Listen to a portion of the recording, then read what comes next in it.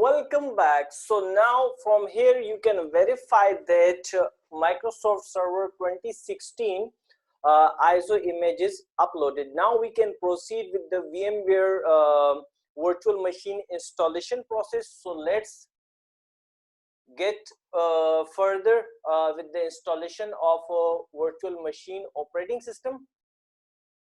I just click on the virtual machine. Here I got the domain controller server 2016 virtual machine which we created previously.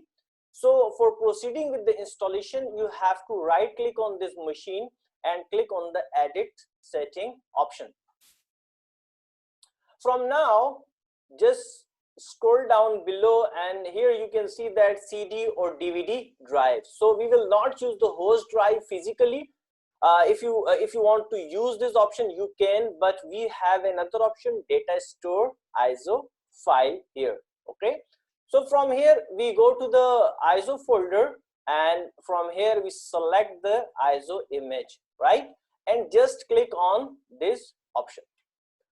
When you start, when you power on your virtual machine, then this device will detect that data store ISO file has already attached to this virtual machine and booting process will be initiated by this ISO image. If you did not click this connect option, then your machine will search during the booting process for different options related to the booting, like DVD or Ethernet card or other hard drive options.